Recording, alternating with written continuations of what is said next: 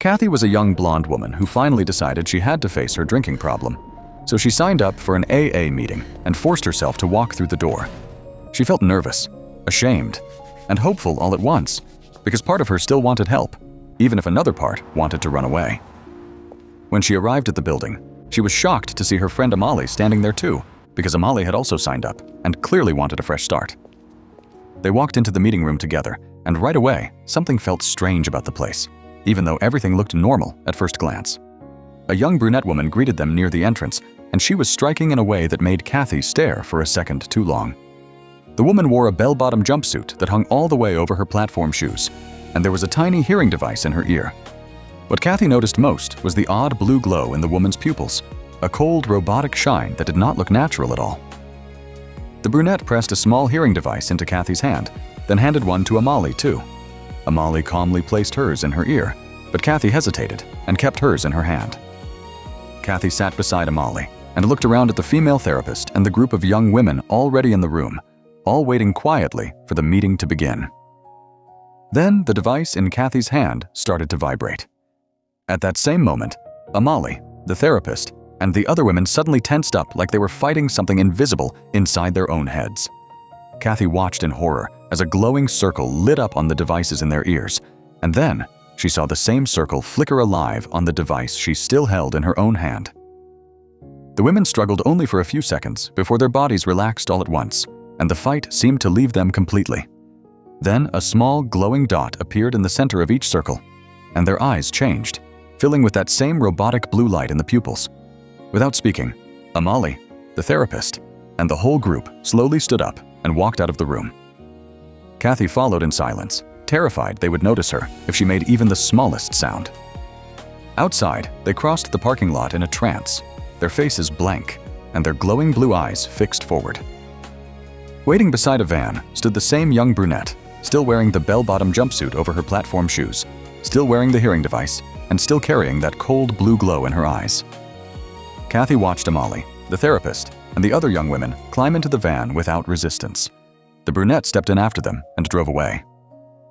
Kathy ran to her car and followed from far behind, trying not to lose sight of the van while also making sure she was not seen. The road stretched on for a while, and then suddenly the van was just gone. Kathy drove forward in confusion before realizing she must have missed a turn. She turned back, found a narrow road leading into the forest, and followed it carefully until she saw the van in the distance. She parked, got out, and crept toward it. But when she reached the van, it was completely empty. Then she looked down and saw fresh footprints in the wet forest path, clearly made by a whole group of people moving together. Kathy followed the tracks deeper into the woods until she found a hidden camp. There were other young women there, along with the brunette, and all of them wore bell-bottom jumpsuits hanging over platform shoes. Every one of them had a hearing device in her ear, and every one of them had that same robotic blue glow in her pupils. Kathy hid herself and moved closer until she reached a cabin. Through the opening, she saw Amali, the female therapist, and the other young women standing stiff and motionless, staring straight ahead like they had no will left at all. They were dressed the same way now, with the same jumpsuits, the same devices, and the same terrible empty blue eyes. Then a very strange old man appeared. Kathy had no idea where he came from, but the moment he started giving orders, the whole truth became horribly clear. He commanded Amali, the therapist, and the other young women to help build a wooden fence around the camp, and they obeyed him without a word or a pause. They moved like human robots, silent and controlled. Later, they were assigned to a cabin, and when night came, Kathy watched them sleep standing up, upright and still, like machines that had only been switched into another mode. After some time, the old man entered the cabin and came back out holding Amali's hand. Amali still wore the bell-bottom jumpsuit, the hearing device, and the blue robotic glow in her eyes. Then the old man kissed her passionately, and Kathy instantly understood that he had not only kidnapped these young women, but had also been abusing them while they were under his control. That was the moment Kathy stopped hiding. She rushed forward, struck the old man hard enough to knock him unconscious, and tore the hearing device from Amali's ear. The change was immediate.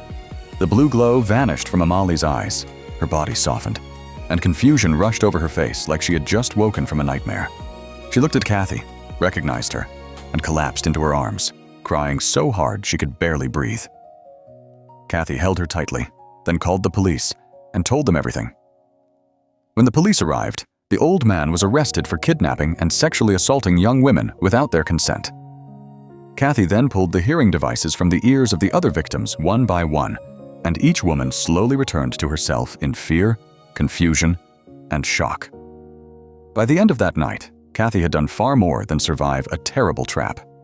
She had saved Amali, helped free the other women, and destroyed the man who had stolen their will. After everything they went through, Kathy and Amali came out of it with a bond stronger than ever before. They stayed friends for life, and from that day on, they faced the future without alcohol and without letting anyone control them ever again. If a friendship can survive a nightmare like that, it can survive almost anything.